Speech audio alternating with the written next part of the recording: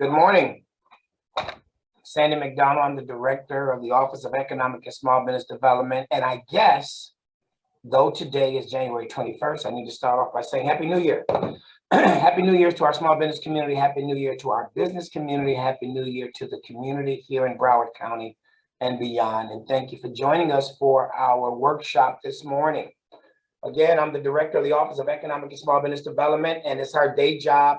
It's our responsibility to bring forth information that we believe will be of a benefit to the businesses in Broward County, specifically our small businesses and those who are certified with the county as our certified businesses, SBE, CBE, or with our federal program, DBE and ACDBE. Next slide. This morning, we're going to have some presenters to present to you information centered around phishing, centered around cybersecurity. Nope, I don't have to go back and tell any of those kind of jokes about phishing, not like at the lake. But no, seriously, the idea that folks want to get as much information as they can from you to take your information and do with it as they will. Some want to take your information and become you. Some at the end of the day want to take your information and hold you hostage to get your information back. And some just want to interrupt your day to day. So that's what we're going to actually talk about today and have our presenters to give some more devil in the details, some in-depthness, and to making sure you stay safe.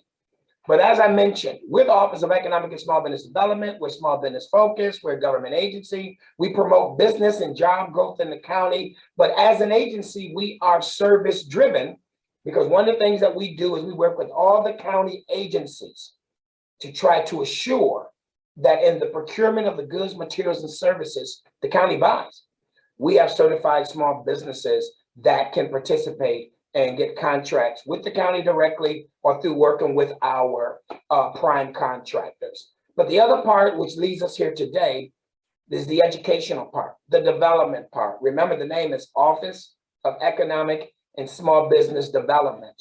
This is about the development part. What information can we bring, can we share that helps to stabilize, grow, scale up, or improve the business acumen of our Broward County businesses? Next slide. So certification is key. You don't have to get certified, but if you want to do business with Broward County and you want to take advantage of our certification program, which advantages and in some situations, some bids offer preference to certified firms, get certified. But one of the things that I got to remind you, before you ever get certified with us, if you just simply want to do business with Broward County, you have to become a Broward County registered vendor. You can get that information on my website. It'll show you how to become a registered vendor. Then you can go further on my website and learn more about how to get certified. There's even a video that if you decide to get certified with the online application, it'll walk you through every single step. So yes, if you're not certified, consider getting certified. And again, that's to take advantage of the fact that everything the county buys, we have a chance to take a look. And by the ordinance, for the most part, if I have at least 2 businesses that can provide that good material, service, or product, I get to establish a goal of at least 25% of whatever the county agency buys, at least 25% of that must be spent with our small businesses. So if you weren't aware of that, now you are aware. Get in touch with us, go online, become a county vendor, then take a look at our page about getting certified, and feel free to do so if you choose. Next slide. Discussion points for today. What getting hacked feels like. Someone's going to give you a real live example. Phishing and ransomware. You've been hearing a lot of that on the corporate level, the bigger footprints, but we don't want you to fall asleep thinking that it won't or it doesn't happen to the little guy. Cyber attackers and hackers. Best practices and resources and staff, along with our presenters, will certainly get to questions at the end of the day. I believe if you have questions as you're listening to the presenters, staff would prefer that you put the questions in the Q&A. Don't put the questions in the chat. In the chat, let us know you're here. Let us know who you are. find out who's running around, but definitely for questions at the end of the presentations, put your questions in the Q&A. Next slide. So here are our presenters today: Paul Faustin, Dr. Fred Hicks, and Michael Goldstein. And I believe we're going to start off with Mr. Faustin, and I got a little bit about him. COO board member of Sounetu. He has been an entrepreneur, buzzword. He has been an entrepreneur for over 20 years in strategic program development. He's a result-driven thought leader with a proven track record of building and tracking programs, assessing risk, relationship building. His expertise lies in strategic planning, cybersecurity, tech solutions, and cross-functional team leadership. So Mr. Faustin is going to be our first presenter or panelist today. I'm sure he's already been told by staff how long he has to speak. We want to get through all three of these gentlemen so we can certainly make sure we have time to entertain the questions of the audience when we're done. So with that, move on to the next slide. And I think that next slide should take us to where we are with Mr. Faustin. And again, Mr. Faustin, thank you for joining us today, sir. The floor is yours. Thank you, Sandy. Appreciate it. Good morning, everyone. And I'm going to give you guys a very vivid example of how it feels to get hacked and walk you through the entire process that we as a company went through. I want to point out that this hacking, it was my other organization that this hacking occurred, and it was a ransomware attack. We'll talk about the day that the hacking occurred, how it happened, of course, and decisions and resolutions, and the things that we put in place to prevent at least slow someone down from hacking us again, and some general recommendations. Was about a year ago, December 20th. I remember that day very well because that was the day that was probably the first Christmas in a long time that I was actually ready. Bought all my gifts, and I'm going, okay, now let's just kind of slide it into Christmas. And I get a call from the customer on Sunday, as a matter of fact. Customer said that they were having problems with our applications. We host an application that runs in about 10 servers. And sometimes we ramp it up to 15 servers, and we're running on Amazon Web Services, AWS. So the customer calls us and says they cannot access their servers. And well, they don't know what's going on. So our tech guys went in, and I got the call. They told me that it looks like we've been hacked. I'm like, well, how do you know? Well, get on the machine. So somehow we got on the machine, and we got that text message. You get it all on the machine. There's a text file that pops up right in front of you that says, yeah, you've been hacked and all your data has been captured, encrypted and compressed. It's ransomware. And don't call the authorities. And to communicate with us, you need to download a torrent browser, and then we'll give you further instructions. And also, on that same text message, they told us that the cost will be about $120,000 to get our data back. And the payment will be made through Bitcoins. And our only form of communication is through this torrent browser. So you can imagine the feeling. And I'm going, how could this happen? You know, you start asking yourself all these kind of questions. What can you do? Then all of a sudden, the Rolodex of people that you could call to help you with this kind of question shrunk. A lot of people were like, oh, wow, that's too bad. Man, what are you going to do? Call this and call that.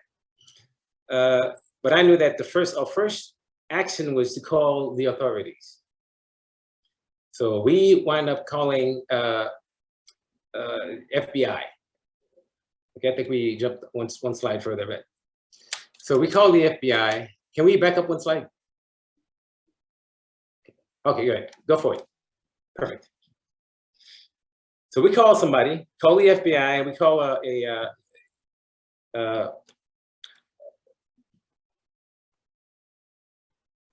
well, back up one, please. So we called the FBI, and we had called a consultant, thank you, to help us analyze what had happened. And then so the analysis came back and said that they kind of got to us through an employee. And the way we knew that is that our customers, it's a web-based application, could not have put anything in our system to a web-based application. The only one who could connect to our servers is this employee who remote connected to our servers, and he shared drives. And he was complaining about his laptop being sluggish the week before. And so the virus, ransomware, jumped from his laptop to our production environment and then replicated on all of our servers. And basically, we were dead in the waters, and we want somebody in to help us out. Now, we're not willing to pay $120,000, obviously. Contacted the FBI. They told us that, agents said that go fill out these forms. They sent us to our website and told us that an agent will be in touch with us. In the meantime, our customers are yelling. Customers are saying, when are you gonna come back up? The first call that I got from a customer, he asked, when are we gonna come back up?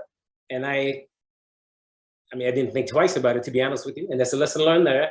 I said, well, it looks like we have a hacking situation, and we're looking into it. And the customer said to me, wow, did our data wind up on the dark web? Now, I didn't think about that either.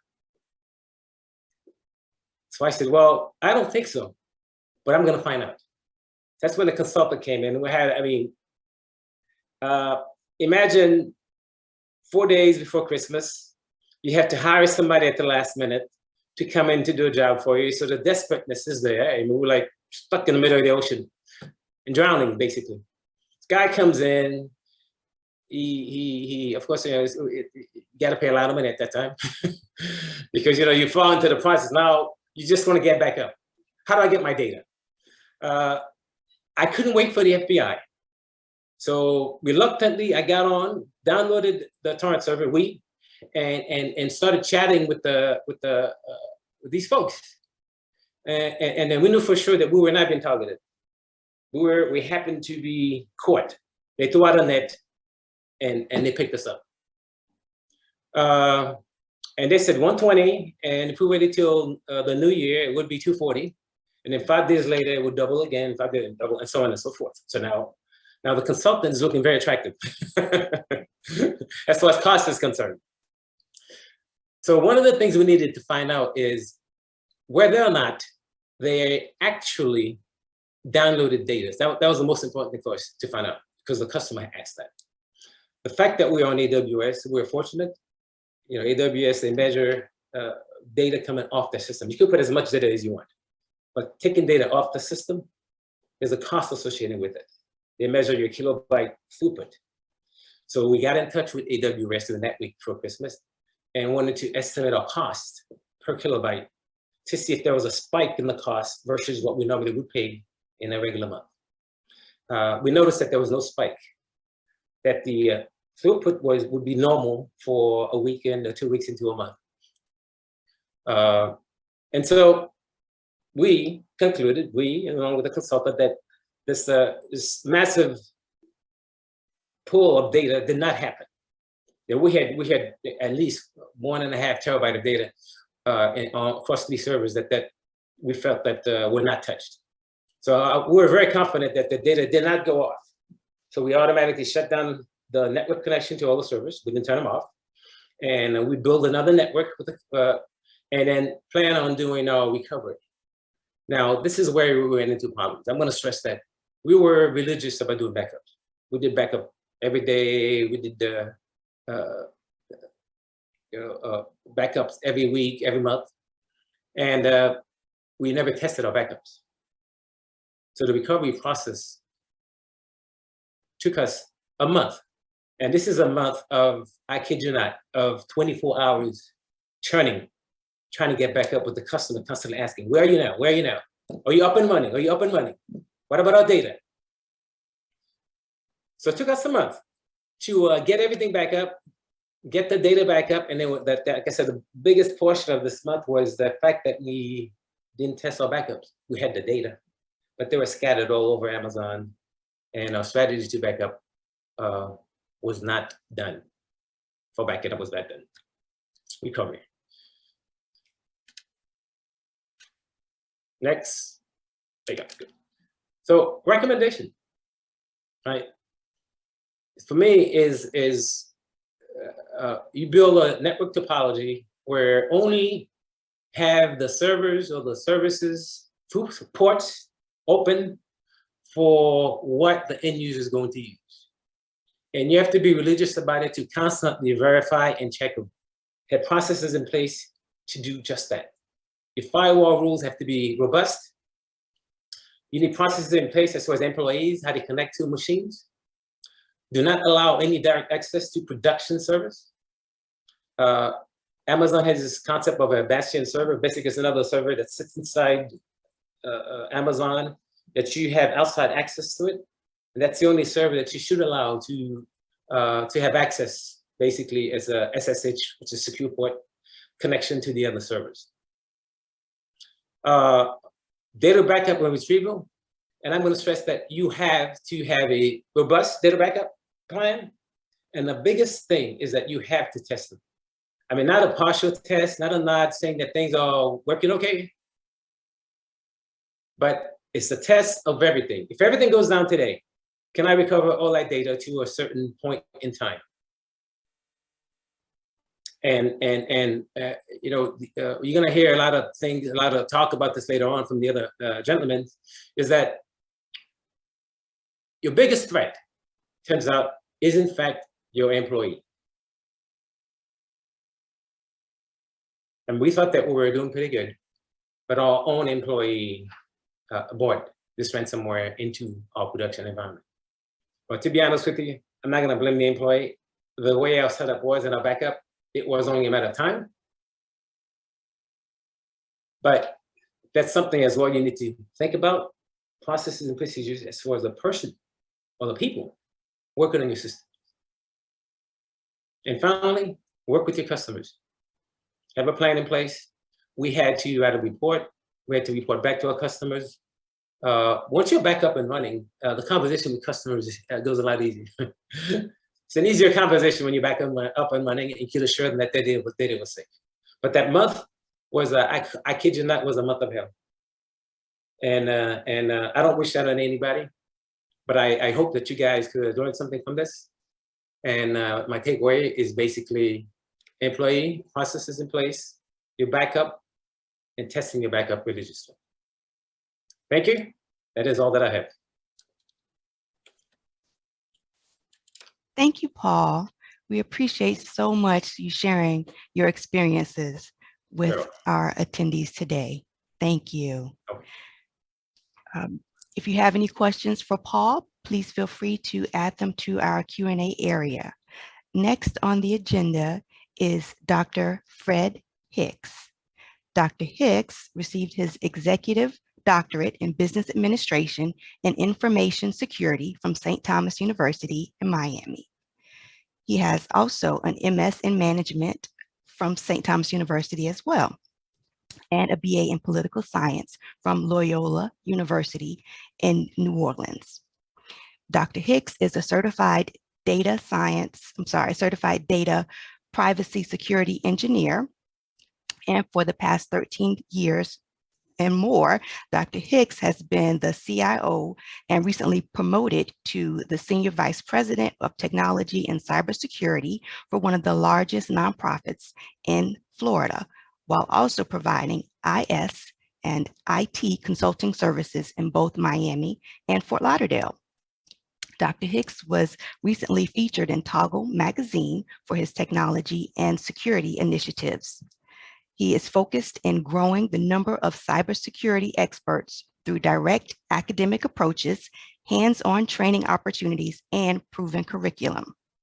He is a nonprofit industry guest speaker toward the development of seamless integration services and systems. He also was awarded the U.S. President's Volunteer Service Bronze Award in 2019. And we greet you and welcome you, Dr. Hicks. Good morning. Thank you very much. I am excited not only to present, but to share some knowledge. I appreciate Mr. Faustin's entire story. Ladies and gentlemen, we are at war. Next slide, please.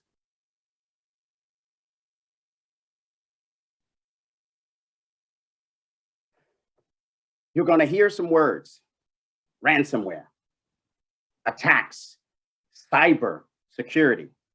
Ransomware, as you just heard from Mr. Faustin, someone takes over your system and demands money. It's simple. It's holding you hostage and holding your information hostage, which holds your profits, your business hostage until either you pay or they walk away. And I promise you, ransomware attackers do not walk away. You're going to hear terms such as phishing. This is an attempt to trick you and your employee into giving them information such as your password to the kingdom. Yes, I'm passionate about this because it happens not only individually, it happens to organizations every single day. It happens in Broward County. This morning, Channel 10 News announced here in Pembroke Pines, the city was held for ransomware. I just dropped the URL inside the chat for further reading later. It's happening right now. It continues to happen even when we think it is not. We have put up technology. We have firewalls in place. What's a firewall? A firewall is a device that separates you, your network, from the public network. It has shields that's supposed to block attackers. We think as a small business, hey, let me just put up a firewall and drop in a little antivirus software. That's enough. The technology should do the trick. It doesn't. It never is enough because, as you heard Mr. Faustin hint, internal threats are there. Your employees could be the threat. They are the most threatening to your small business success. Firewall after firewall is tumbled. No matter what we do, they're after key information. And let me tell you, it doesn't start inside your day-to-day business. It starts with your employee walking in the door, he or she thinking, I know how to make a password. Let's find out more. The roadmap for today, we're going to go over some individual threats which seep into your organization as cyber threats and threats to privacy. We're going to talk about some strong protections you should have in place. I'm not going to cover all of them. We don't have enough time, but I will hit the top 2 or 3 that you must think about. I'm going to give you some roadmaps to the ultimate battles to come because, as Mr. Faustin pointed out, it's not if it's going to happen, it's a matter of when it will happen. I'm going to leave you with a toolkit. For the owners, the CEOs, the board of directors, you will have a set of tools, recommendations that if you follow them, starting with the mission critical, as Mr. Faustin pointed out, backups, you have a fighting chance. This is a battle that you can win and maintain your business. Keeping the doors open is mission critical, even if those doors are virtual and online. It starts, again, with your employees and how and when and what you teach them, combined with what they bring inside the organization. Because, as my grandmother used to point out, you can't fix someone else's house until you fix your own house. So it starts at home, folks. And it starts with these type of issues. You know, we've been hearing a lot about cybersecurity lately, largely because of what happened to Sony. Companies and individuals are more concerned about the safety and privacy of their information than ever. President Obama has unveiled a number of new proposals this week to crack down on hackers, and he plans to address this in the State of the Union speech on Tuesday. And it's great that the government is working on this, but the truth of the matter is we need to do a better job of protecting ourselves. You know, the most popular password in the United States is password 123. And as long as that's the case, we're vulnerable. So today we sent a camera out on a Hollywood Boulevard to help people by asking them to tell us their password. And this is how that went. We're talking about cybersecurity today and how safe people's passwords are. What is one of your online passwords currently? It is my dog's name and the year I graduated from high school. Oh, what kind of dog do you have? I have a Chihuahua Papillon. And what's its name? Jameson. Jameson.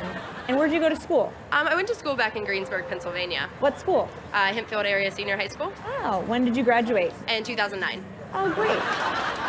It's like my cat's name and then just like a random number. Okay. Has you had this cat for a while? Yeah, she's my childhood pet. Aw. And what's her name? Her name is Jolie. Jolie. So like a password of yours would be Jolie and then a number. Yeah. Like number 1. Like my birthday, Oh, when is your birthday? June 12th, Oh, nice. And what year were you born? 95. Oh, great.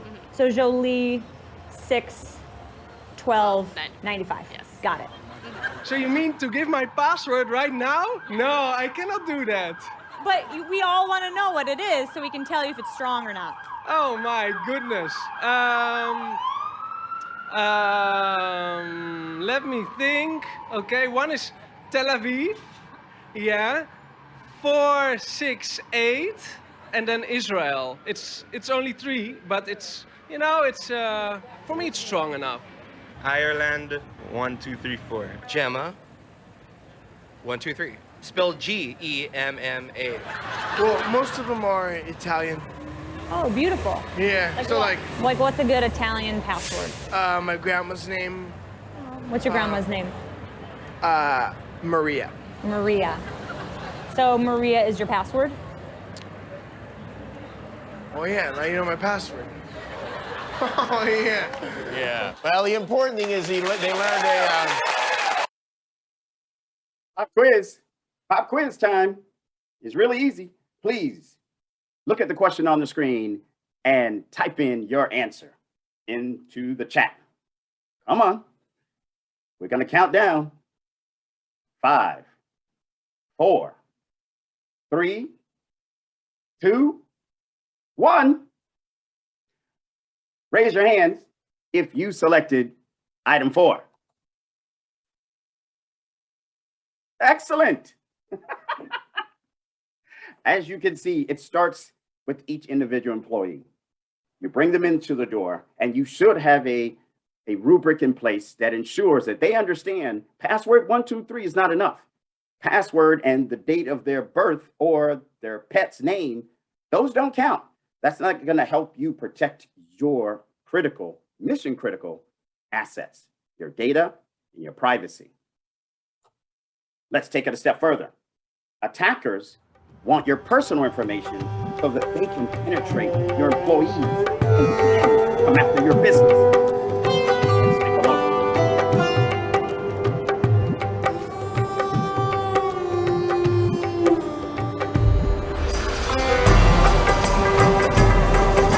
Dag Fien. Dus kun je doen. Ik zie een school tegen Antwerpen. Ja. Insecten. Dat blieft? Ik voel 2 insecten op je rug. Kan dat? Ja, vlinders. Slovenie? Sorry. Een moto. Oranje. Pas erop. Zenit. Oui, bien. Je hebt een vriendin. Julie de...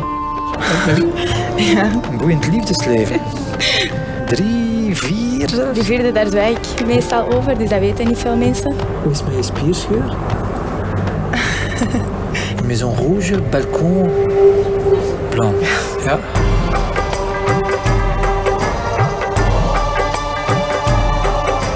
Ik zie geld, ik zie transacties, maar kent je rekeningnummer van buiten? Ik denk dat ik het wel weet. Je staat wel negatief op je bankrekening. Ja? 9-7. Last month, you spent €200 on alcohol. Vorige maand €300 aan kleding gespendeerd. 8. Ja. 5. Voor een huis dat van eigenaar gaat veranderen. €795.000. Ja, eigenlijk. 41. Ja. Is dat juist? Ja, dat is juist.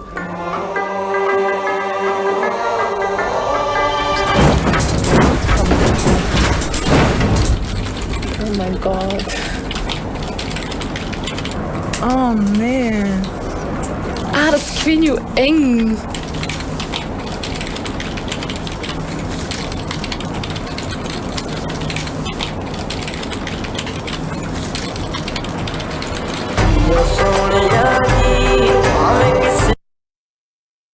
So Literally, COVID has forced us out of the office, the physical space, forced us into a virtual world almost overnight. What happens? Well, your cyber attackers, who not necessarily sleep when you're asleep, they're surfing. They're trying to find out from your LinkedIn, from your Facebook, where you work, what's your title, and are you the direct line to the money or information they seek?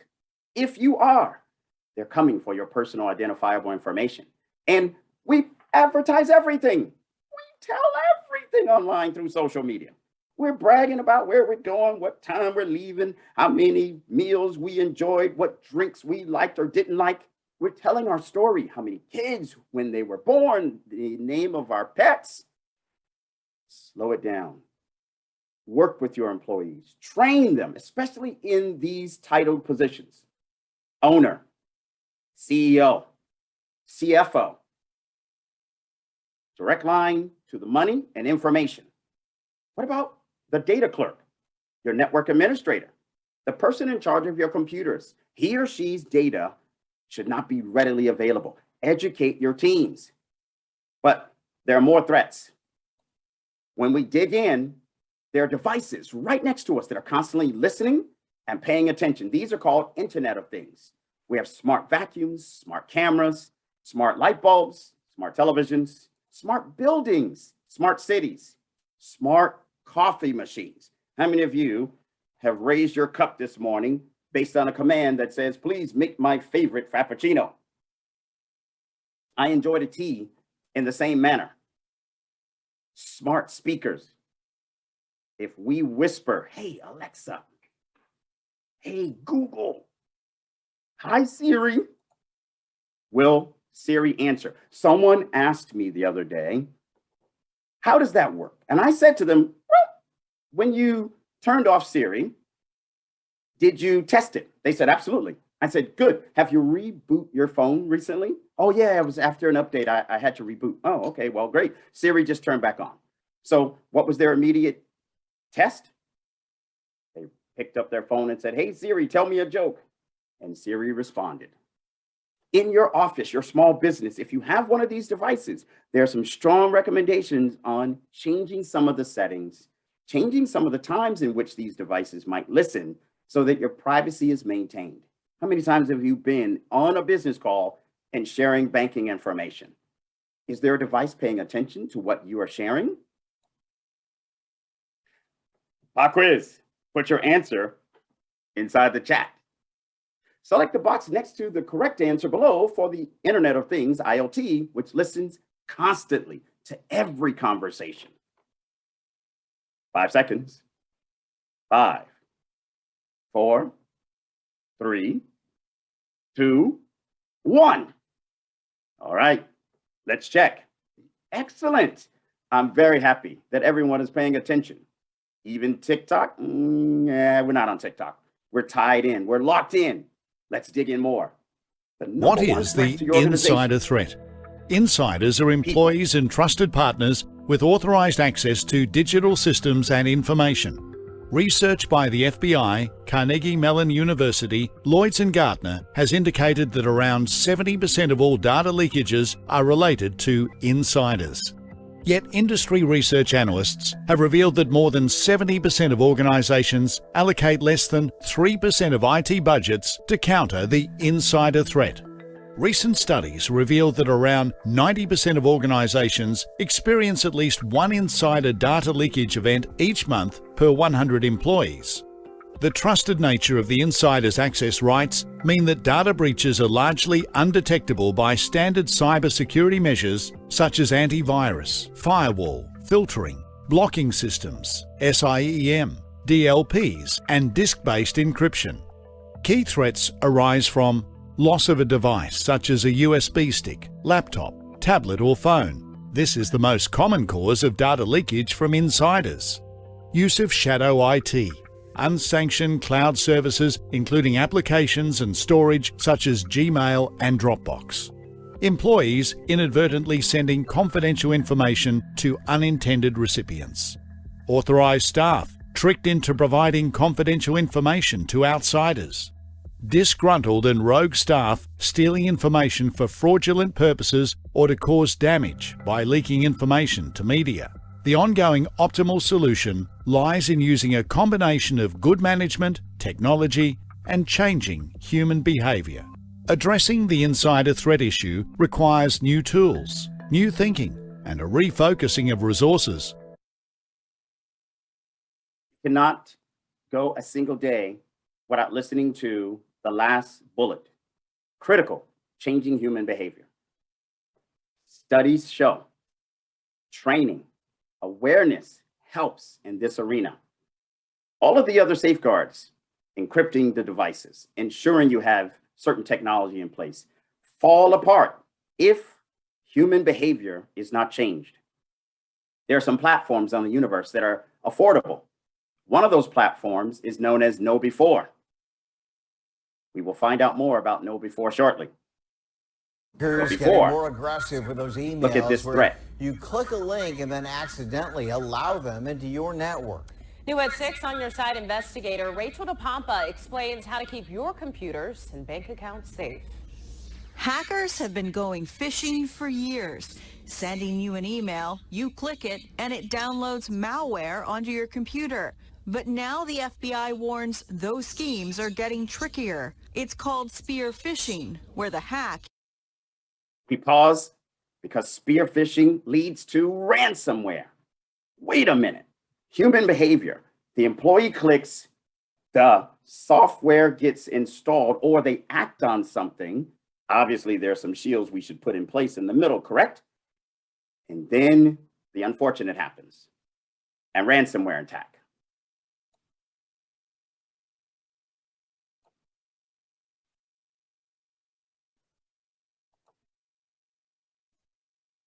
Hackers getting more aggressive with those emails where you click a link and then accidentally allow them into your network. New at 6 on your side, investigator Rachel DePompa explains how to keep your computers and bank accounts safe. Hackers have been going phishing for years, sending you an email, you click it, and it downloads malware onto your computer. But now the FBI warns those schemes are getting trickier. It's called spear phishing, where the hack is targeted. Spear phishing can be an equal opportunity attack vector. They might attack an individual because they want to get into your bank account. They might also attack several individuals in a company because they want to get into the company's network. Jesse Shabilia is a special agent inside the Richmond division of the FBI. He says the hackers could deploy ransomware, or they could be trying to go after a specific person inside a business to get access to that company's secrets. So something in your company's network that is really, really valuable that they could use to gain an economic advantage or sell to somebody else who might really be interested in that information. You have to be careful about the links you click on in emails, Facebook messages, on other social media platforms, and even the links inside of text messages sent to your phone. If the email address looks suspicious or looks a little off, maybe a good idea is to give a phone call to the person who sent you that email. And if they talk to you and they say, I didn't send you that email, maybe don't click on it. And if you own a company, teach your employees from the mailroom to the corporate boardroom how to spot suspicious emails and how to report them to your security department. For the On Your Side investigators, Rachel DePompa, NBC 12 News. Those are the heavy threats. We've had a good discussion so far. Here are some of the key protections. Let's start with creating a complex password, everyone. Ever struggle to figure out how to make a complex password? Well, the struggle is real, but it doesn't have to persist. Here are 3 tips to help you make a complex password. No more scratching your head. The first tip, ensure that whatever password you decide to create, it is at least 10 alphanumeric characters long. Next, ensure that at least one of those characters is capitalized. This is really important. Third tip, every single password that you decide to create, ensure to add at least one symbol. For example, the @ symbol, $, $, and the caret, which is above the number 6 on your keyboard. Use Shift, it helps. Next, can you stop cyber attacks from guessing your password? Or here's a complex example, but guess what? We're not done yet. Let's go one step further.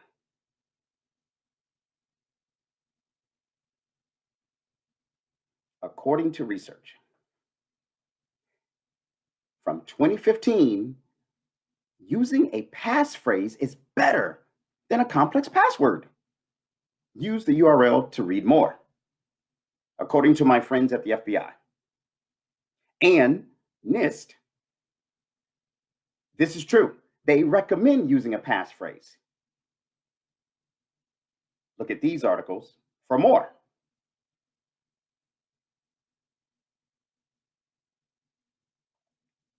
Here's an example. Correct horse battery staple emotions to $99@. Notice that adding the words and symbols also help. This is all wonderful, especially if you put that complex passphrase as the password to your password manager. Password managers can also include complex password generators. There's an opportunity. The number 3 protection that is mission critical to keep in mind is to ensure these backups. Test your backups. Paul highlighted this in his experience. We're not going to harp on it. This one slide, along with maybe 2 others in today's presentation, if you take those away, I am confident that you're ready for the battle. Encrypt your data at rest, in transit, and while it's backed up. Back up offsite remotely and often. Use shadow solutions. Test recovery. Test full recovery.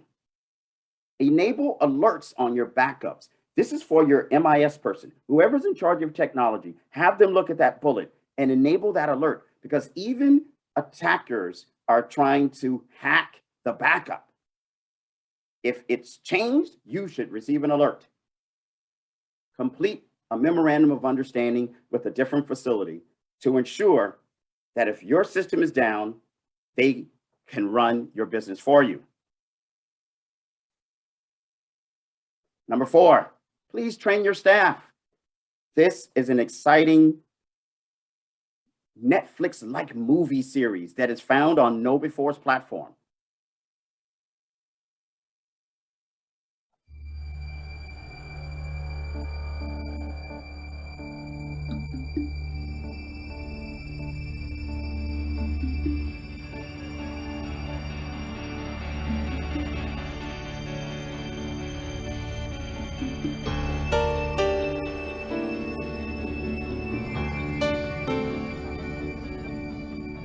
The people at the top lie and manipulate, and everyone else just does as they're told. Look, people like you and me, we don't have friends. We have targets.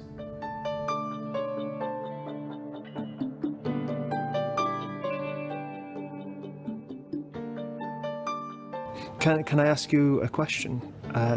Why did you pick me for this? No, you're not my best, it's true. But you do have useful skills and you're in the right country. But more importantly, look around you. Everyone in that office is a sheep, blindly doing what they're told, when they're told, all to line someone else's pockets. To be honest, Mark, you look like you belong there. You look like a sheep.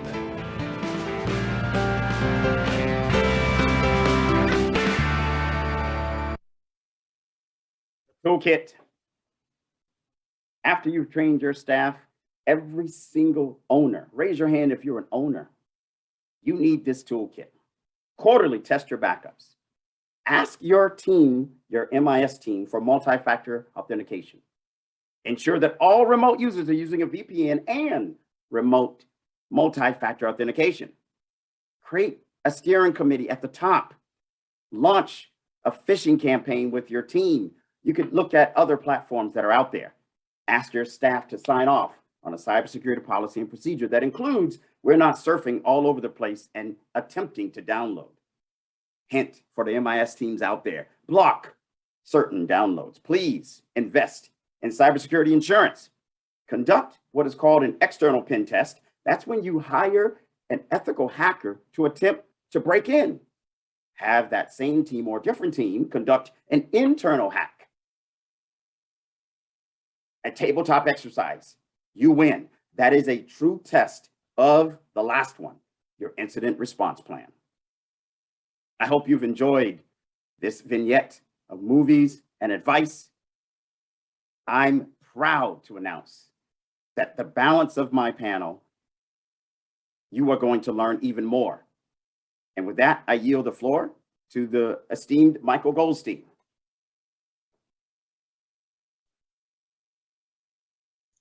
Thank you, Dr. Hicks. We are now moving on to our next and final presenter, Michael Goldstein. Michael Goldstein is the president and CEO of Land Infotech, LLC. He has more than 30 years experience in the information technology industry as a technology business analyst. He distills complicated IT issues into real-life, relatable examples and solutions. He is a regular speaker at the Broward Bar Association, Pompano, Hollywood, Fort Lauderdale, and Miami Beach Chambers of Commerce. Also, Land Infotech is a professional information technology consulting and cybersecurity firm. And Michael also serves on various IT industry partner advisory boards. Welcome, Michael. Thank you for having me, and thank you to the great panel before. And the only thing that I'll disagree with Dr. Hicks is we can't repeat. We can't not repeat all these warnings enough to our users. So I think it's a great piece. So I equate my presentation into digital risk. I think that we all have to realize that no matter what industry we are in or who we are, we have to protect our digital footprint.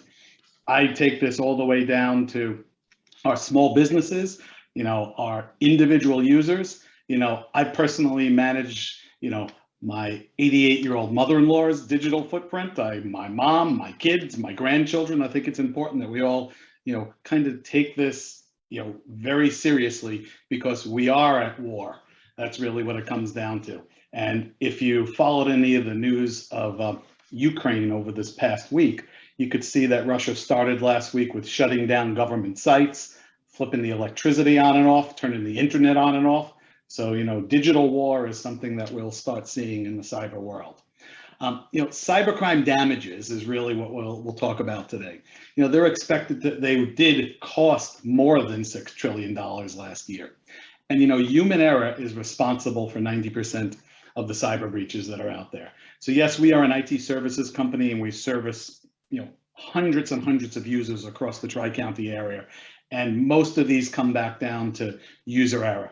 I always have said with, every lock, there is a key. So as great as we put solutions in place, we're only as good as that weakest link in the chain.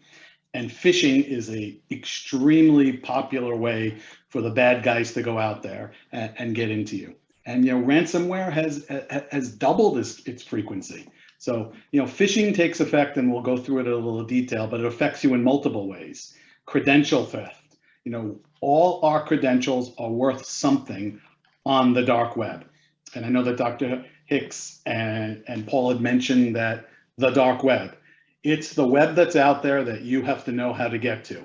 I can buy credit cards on there. I can buy passwords. My favorite site that I don't usually share or pictures of, but Hitman for Hire. Looks like movies that are out there, but everything that you see, whether it's your credit card, your personal information, is for sale and can be purchased on the dark web. And that's the goal of a lot of these criminals, to gather your data and go out there. Now, 2022 looks a lot worse in the cyber world than it did in 2021. We will see a full increase of security threats going out there. You know, federal government puts this out. I'm a member of a group called InfraGard. Any individual citizen that has a unblemished record can join InfraGard. FBI, Secret Service, Homeland Security. I get nightly feeds coming from these to see what goes out in the world. And these predictions going out there, and it's cheap and it's easy to go out and use email as a form. I can go out on the dark web, hackers for hire. They go out there and I can just use as a service to go out and put some money in there and just start gathering data. So I think it's really important.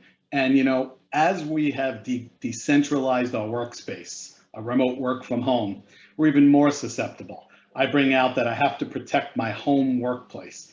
And I'm proud to announce today, I'll kind of show it with the background. Let's see how I get this in place. This device is a wireless access point. It's actually kind of cool. It's by a company called Palo Alto, and it's called an Okyo, O-K-Y-O. And it's for the home and small business to protect your environment.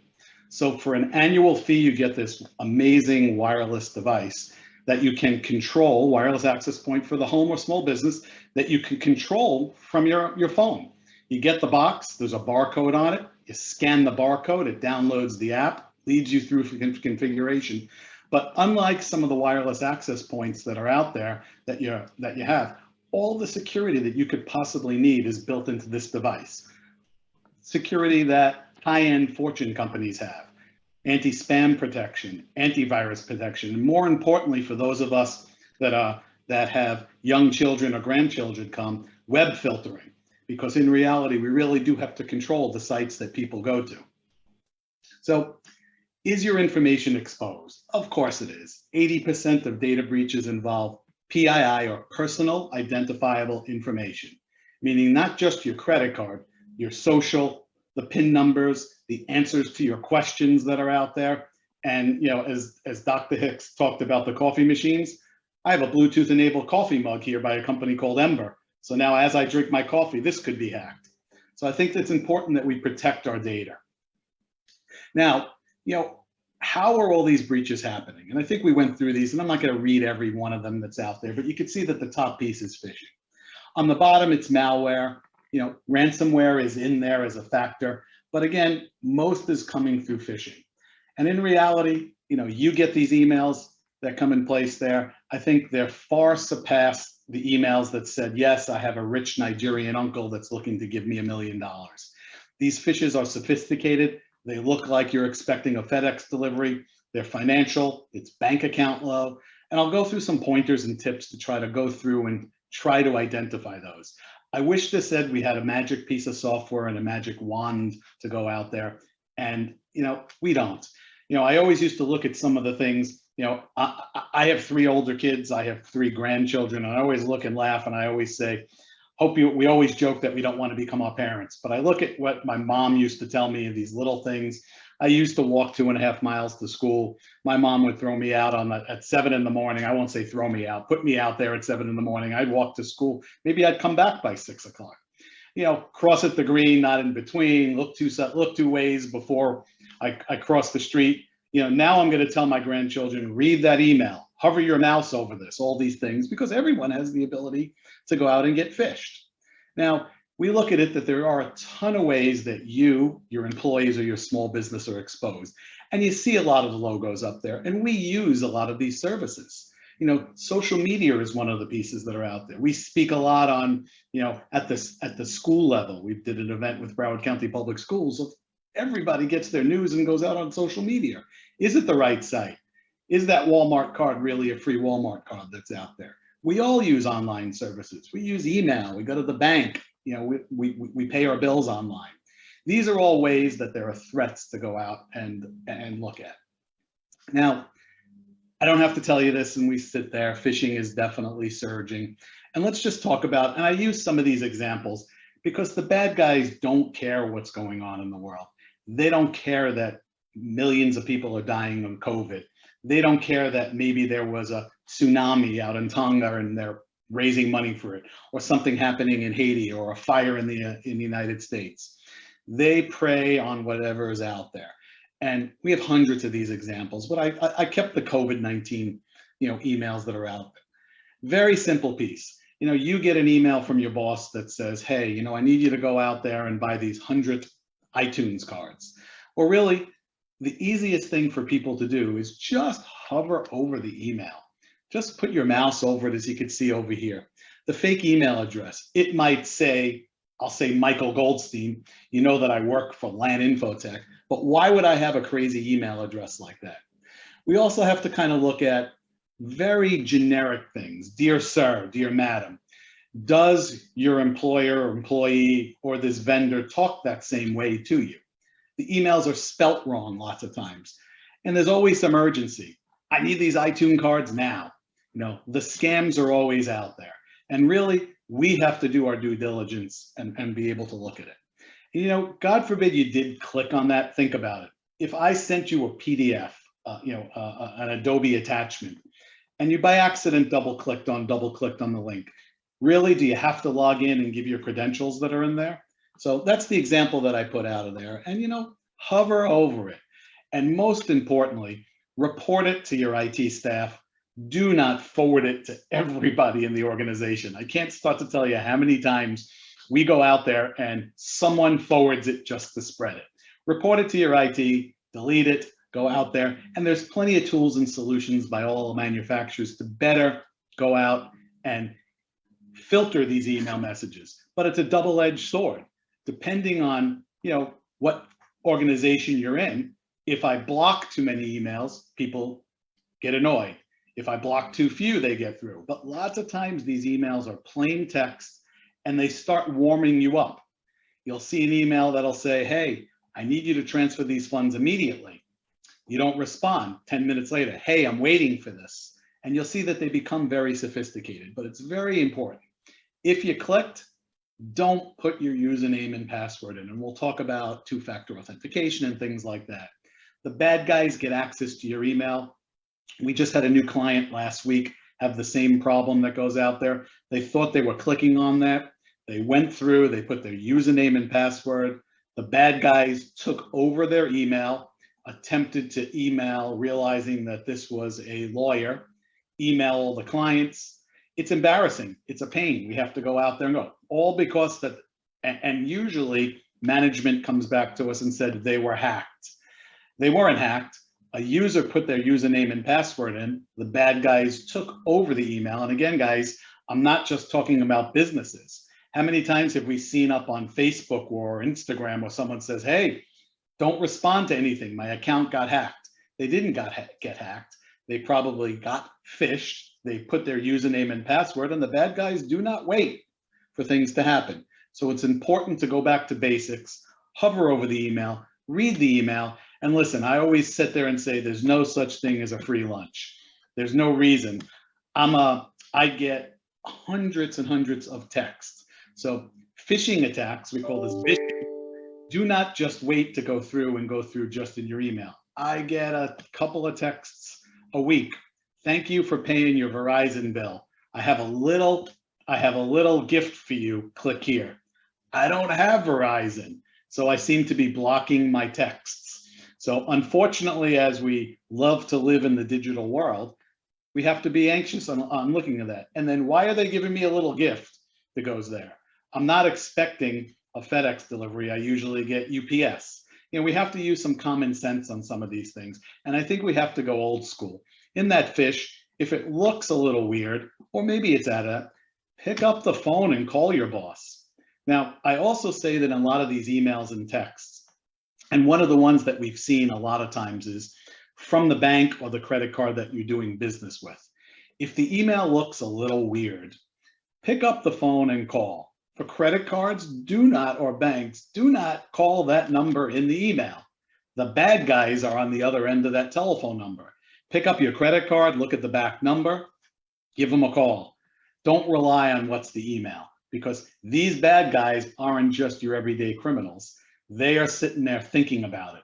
And depending on who you work for or what company they know that you're working for Broward County. They know that maybe your title is IT, purchasing, something along those lines. They want to go out there and make sure that they can communicate and trick you. So texts, emails, very important to stay over it.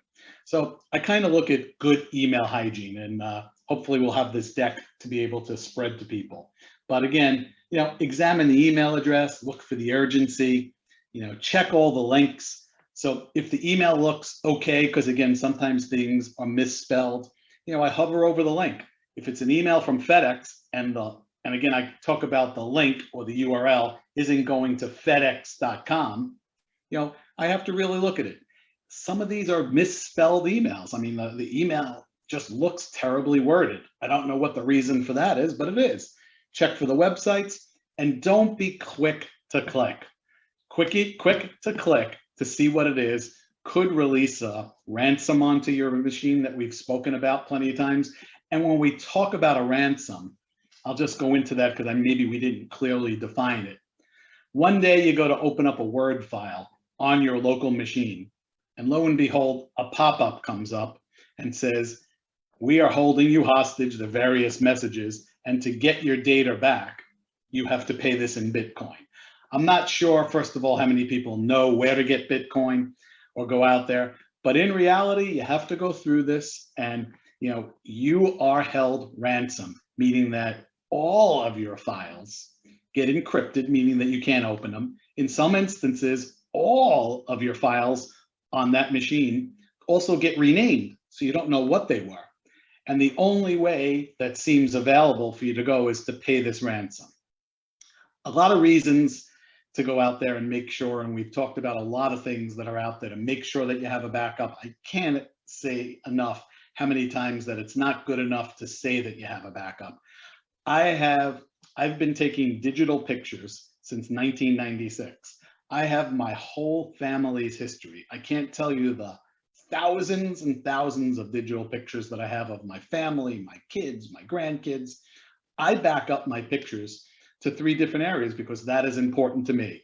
I wish my clients go out there and actually took that same urgency to back up their data.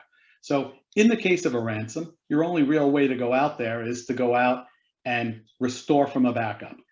You can't pay the ransom. And I'll just say that the Treasury Department today, if you decided and you were a business and you had active ransomware and paid that ransom, illegal to pay that. Big brother in the government looking out there, and there's something called OFAC, which prohibits us from paying that. In reality, you have to find a professional. Just as Paul talked about in the beginning, consult a professional. Don't look for your brother-in-law's best friend that's out there. Find a professional to help you.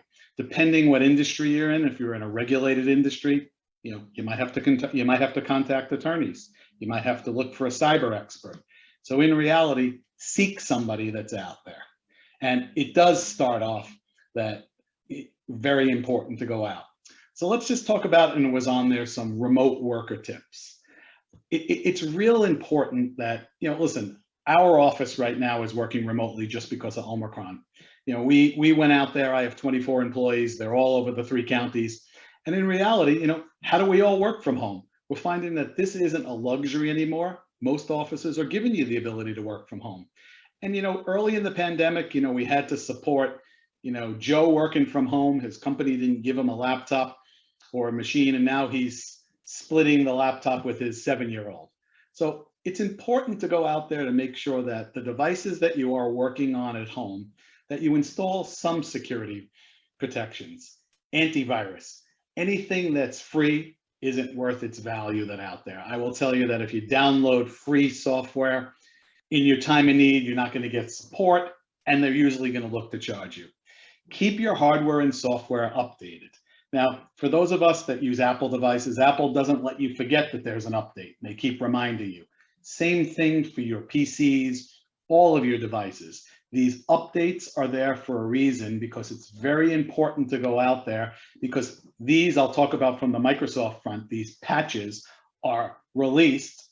It's a blueprint for the bad guys to go out there and wreak havoc on people's computers. And again, don't take the attitude that, hey, I'm just a single practitioner. I work from my home office. No one's interested in me. Nobody wants to have that discussion where Paul talked about with clients that maybe your data was breached. Loss of reputation is very important. You could be exposed to regulatory fines and sanctions. And in reality, all consumers have a choice. So, we do a lot of work in the legal field. If I'm looking for an immigration attorney, near the courthouse, I can walk into a building and just run my finger across the directory that's out there. So it's important to keep your software updated. Secure your home network. I think Dr. Hicks talked about it. Many of us go out there that aren't techie. They buy something. My TV is smart. I could hack into your TV. So it's important to secure the network, change those passwords. This Palo Alto Okio device is pretty amazing. We'll be talking, we'll be sending updates out on it to secure your home network. Use a virtual private network to access company resources. Talk to your IT team about that. I just don't want to dial in or connect up. It's important. One of the most important things on there is enable multi-factor authentication. Two-factor authentication, 2FA. If you're doing any type of home banking today, it's on there. Most of the 2FA that's in place are free. Turn it on for everything. Turn it on your Amazon account. Turn it on your Facebook account. Turn it on everything. And it's have something, know something. In the earlier screenshot that I had, the fish that's in place there, if you're a company and you're using Office 365 or Google Workspace, built in. If somebody gets your password, they don't have access to get the second factor authentication. So it's important to turn it on in your personal life on everything. And I always say to everybody, security isn't meant to be easy, or else everybody would just not use it. Two-factor authentication sometimes is a pain, but remember, trying to get back your identity if you were hacked is even worse. Secure your personal devices. My oldest son is 34. I've coached him in sports forever. Not that I'm a big sports friend and sports activist, but I go out there and I'm an armchair quarterback. And I always train the kids in reality, what you do in practice is what you do in the game. And I take this to our business philosophy. What you do at home, if you're a business owner, is what you probably do in your company network. So I treat my home network like it's my office, because it is in these COVID times, but everything in my house is internet enabled. I have a 10-month-old granddaughter that comes over. She has an internet enabled sock, the monitor that's out there. Everything in my house is internet enabled. So you have to secure your home network and your personal devices. You really have to do that. Back up everything. I can go on for hours about public Wi-Fi, and anyone that might have heard me speak, I never ever used public Wi-Fi. Pre-COVID, I traveled, 1 week a month all over the country, never used public Wi-Fi. I tether my phone to use Wi-Fi because the bad guys are always watching. I never plug my USB drive or my USB charging cable in an airport. I'm a paranoid guy, but the bad guys, these are low-hanging fruit. And I have a device, set for another event where I can show you that I can buy a device and I can simulate anyone's Wi-Fi.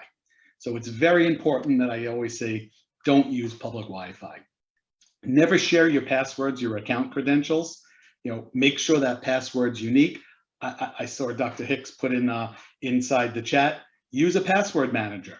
I will be the first to say that I don't know most of my passwords, because I use a password manager and I let it generate a random, crazy numbered password.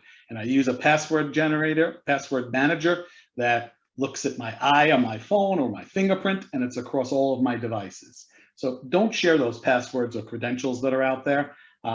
Don't put them in texts. Listen, when my kids were in college, every Sunday they'd actually ask me for the, HBO or Go Showtime password. Think about the things that you text in passwords. We send encrypted emails with that. Don't share it.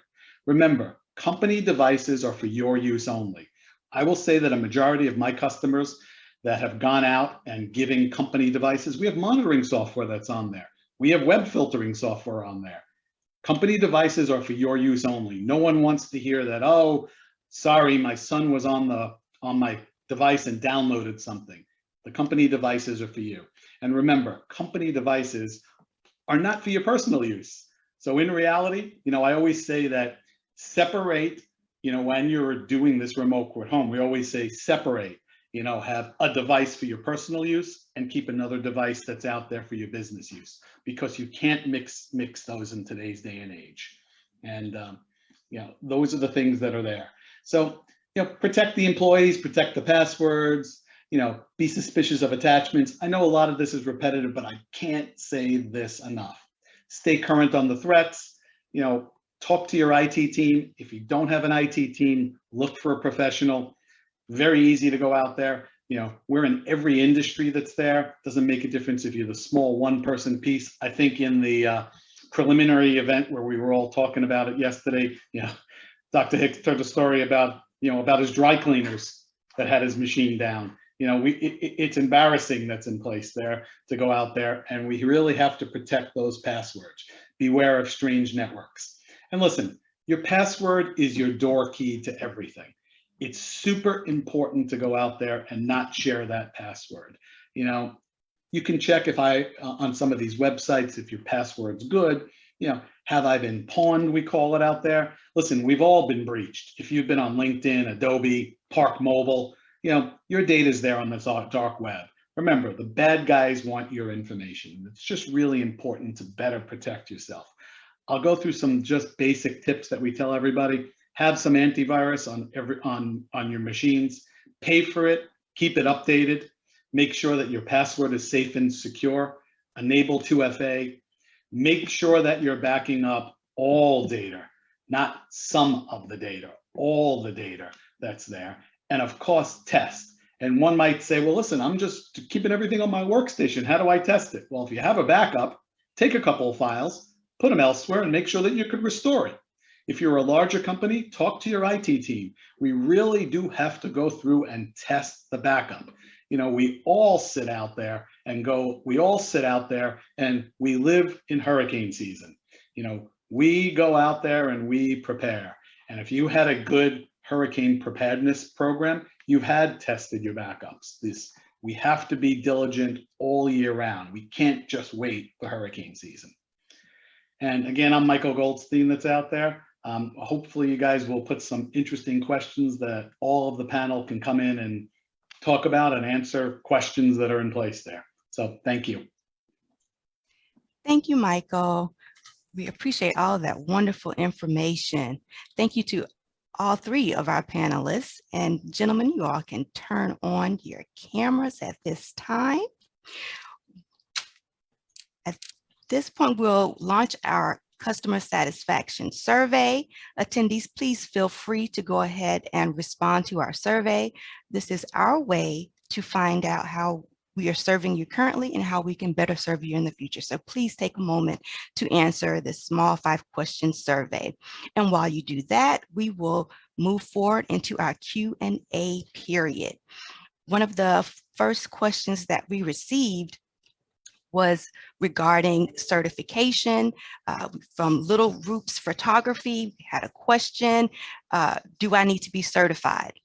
We encourage all small business owners that are in Broward County to go ahead and explore our certification programs for Broward County and to see if it fits with your business. Certification is free, and we also have tools online to support you. We have a YouTube video, and we also have staff available to assist you by phone and virtually as well. Okay, so I hope that answers your question. A question from Marie J. is, may we get a follow-up email with the recommended products and sites? Marie, we will share the link to the video recording as well as provide slides and the chat. And if the presenters would like to share some additional resources, we will share them as well. We did have a few questions that were answered in the chat, but perhaps we might want to have a little bit of discussion about some of those questions. One of the questions for all speakers, besides having a good IT support team or a third-party vendor for our small businesses, What do you think about cyber liability insurance for small businesses? Are they reliable and necessary? And this question comes from Ian. Gentlemen? I responded in the chat, so I yield the floor to Mr. Faustin and Mr. Goldstein. Sure. I think that it's like flood insurance.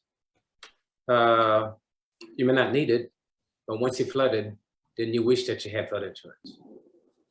You should look at that and weigh that against the information that you have in-house. I mean, if you lost your information, I mean, cybersecurity is not only to pay ransom, it's the entire recovery process that they will cover that for you as well, depending on the insurance that you're getting.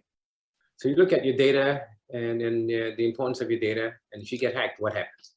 So you do a quick risk analysis to determine if you need insurance. And to me, I look at cyber insurance as the same way I would look at flood insurance.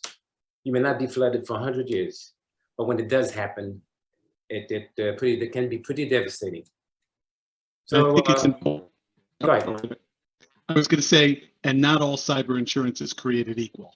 So I think it's important that, like everything else, I didn't know about, my roof leak didn't cover things on my roof until I actually needed it. And I didn't know that I had this huge hurricane deductible till 8 years ago when it happened. So I think it's important that you figure out and deal with a reputable broker and understand that. The good part of even going through getting a cyber insurance quote, because we help a lot of our clients go out there and fill out these questionnaires, is it will help you self-assess yourself. Because they actually ask in somewhat English questions, hey, are you using an antivirus? Do you do UFA? Again, it's important to go out there and go through that checklist yourself.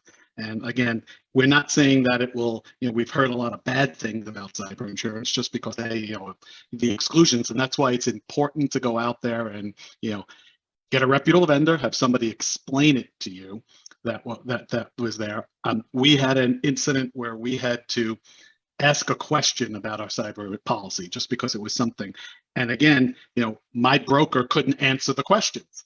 And I didn't want to call the insurance company because I didn't want to start the claim. So we went to someone that specializes in our industry that gives us some pre-sale support, because you don't want to start, dialing the 1-800, sitting online only to find out that you had to open a claim, but you really weren't looking to open up a claim.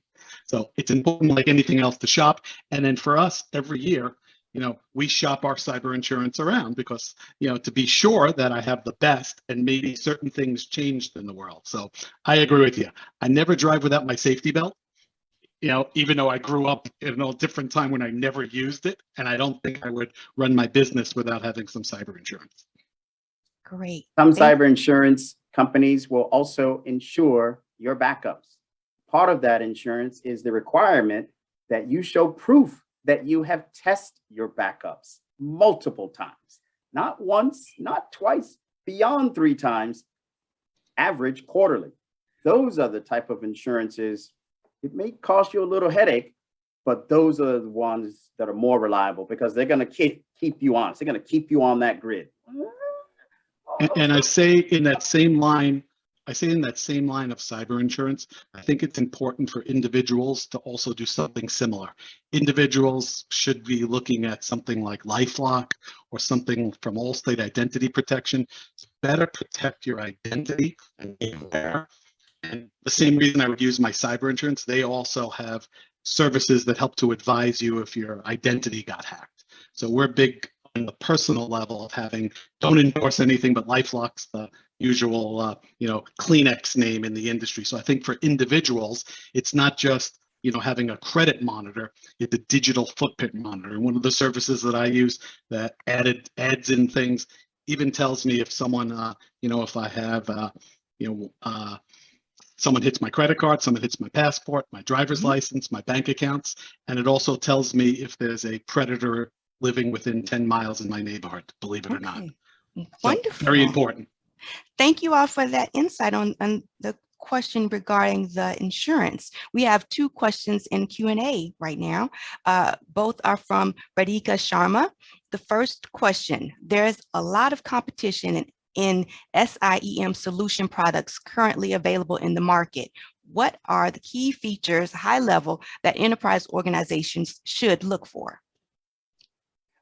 I'd like to start by saying I like FireEye.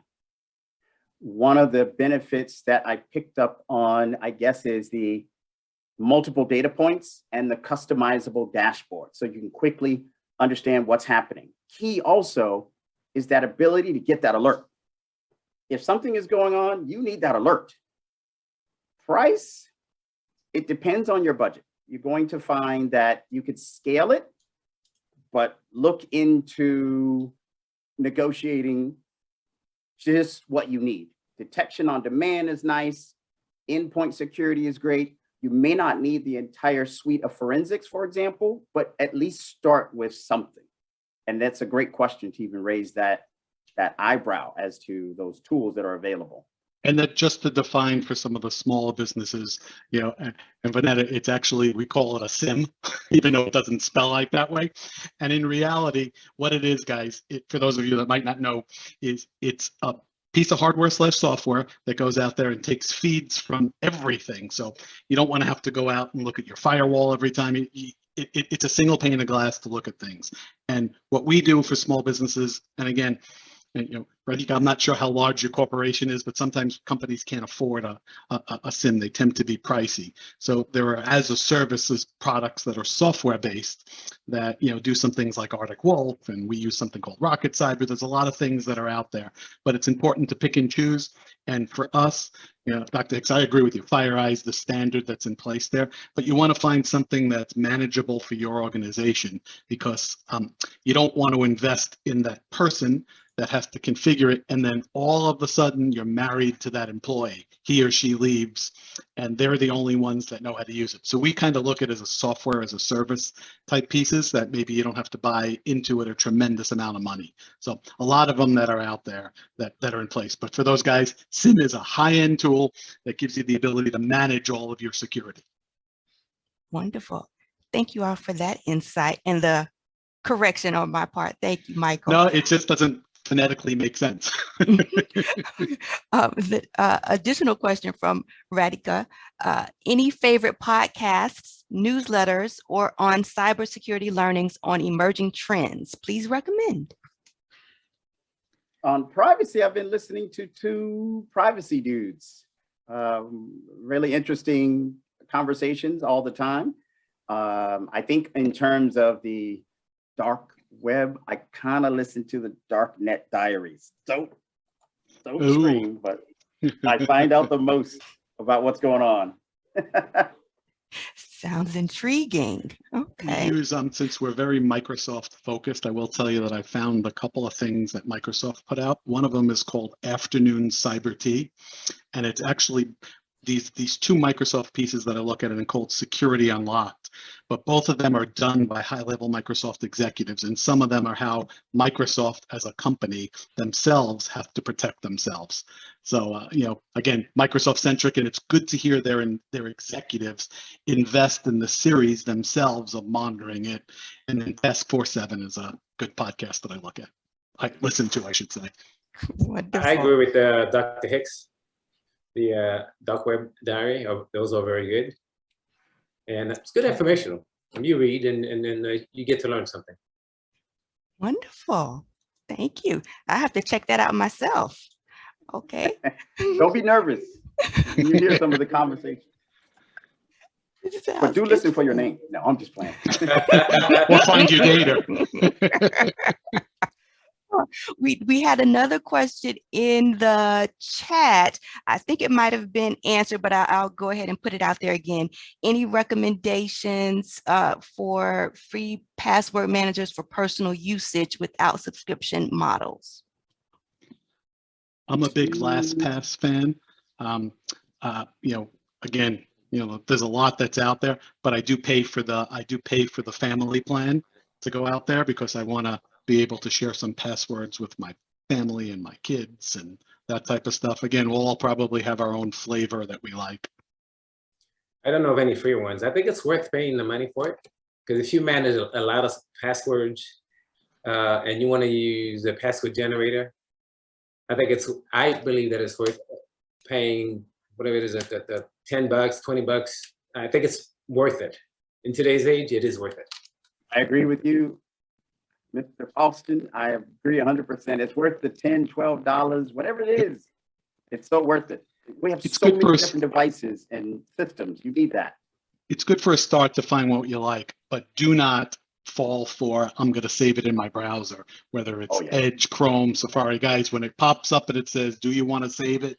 Do not use that as your password manager, as I can find that on your machine if I had access. Okay, thank you. We Teach did have Sonetta how to find it in 12 seconds. I'll say 8 seconds.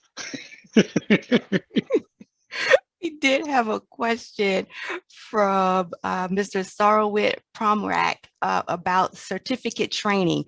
I'm not especially sure which type of training he's inquiring about, but maybe you all can share any type of certificate training for cybersecurity or anything like that that might be good for our small business owners. If you are interested as a owner, it is recommended that you at least have some inquiries regarding some type of certificates for your team. For example, if your team, one of the members on your team is interested, I would visit ISACA's website, spelled ISACA, and look at some of those because they offer quite a few. They may take a while, but anyone with 1 or 2 of those certificates for cybersecurity and information privacy could help your organization tremendously. But I'm not sure as an owner if there's a certification that the entity could have as cyber safe. I do recommend training your teams, sending them through one of the learning platforms. I mentioned one earlier, I shared it inside the chat, is a definite recommendation. And there are different levels within that platform that will help you say, wait a minute, I trained my team on XYZ. Next month, you pick a different theme and train them on something else, but don't overdo it. I train quarterly. I recommend training quarterly, and I recommend each year everyone sign off on the information and privacy or cybersecurity policy and procedures so that everyone reviews it, gets a refresher each year. Twice you can afford to do it. I'm going to recommend you go to the site isc2.org. They have a number of certifications along the cyber, cloud, and that I guess you or your employees or peers can achieve. I think they are the one of the highest rated and well known throughout the industry. isc2.org. And I'll say we should be also supporting our local colleges and community colleges because they have a lot of certifications for people that have to spend the time. And obviously, it's not a full college piece that goes out there. There's also a cyber range in Miami that's part of Miami-Dade Community College where you can, I know that, some local businesses that are larger bring their team there and think of it as cyber testing and go out there. And then I think, as Dr. Hicks said, for employees themselves, invest in a know before, a cyber awareness training program for all of their employees, and definitely engage in phishing exercises to secure those non-technical people. So nobody could say, well, I didn't know. Lastly, I'm going to say this. Last company, although we're cleared as a facility, every company has someone who's like the point for security. Like so someone who's, especially nowadays, you need, I'm going to say a security officer. Take that lightly. It's not a security guard, but it's purely from a cyber and the awareness training that you're talking about, Mike. Someone who takes the lead and has to be an executive type person, or can be dedicated, because that it has to be within the organization. And that person runs a security program. So every year to ensure that folks will have the awareness training, because things change from year to year. There are new things that you have to look up for. And I would just have somebody be the point and call them a security officer that handles this kind of things for your organization. You need executive buy-in. You need executive buy-in to force it. Correct. Give them a little money. Start at the top. Set up that steering committee and pay them a little extra, and then hold them to the fire. Because that little cost is way less than paying ransom. Yep, I agree. Wonderful. Well, gentlemen, thank you so much for all of your insights and sharing your wisdom and your expertise and your experiences. on this topic with our audience. We appreciate you much for giving your time today. We will share this information with everyone via email. And for our attendees, please be sure to stay connected with OESBD. We have social media presence on Twitter, Facebook, YouTube, and Instagram. Also, if you would like to get our Business Assistance Weekly e-newsletter, please scan the QR code, but be careful, as we talked about today with QR codes. You can also email us at econdevinfo@broward.org if you want to be added to that list. Thank you so much. Next slide. We would also like to share with you all our next upcoming event. Virtual will be Save the Date for Friday, February 25th for Meet the Director, with our director interviewing the Port Everglades Director, Jonathan Daniels. If you have not registered for that, please do so, and it will be live via Facebook. And once again, thank you so much for joining us. Thank you to our presenters. Thank you to our staff. Savika, thank you so much. And on behalf of Mr. McDonald, we appreciate you all so much for joining us and getting all of this wonderful information for business development. And have a wonderful Friday. Thank you.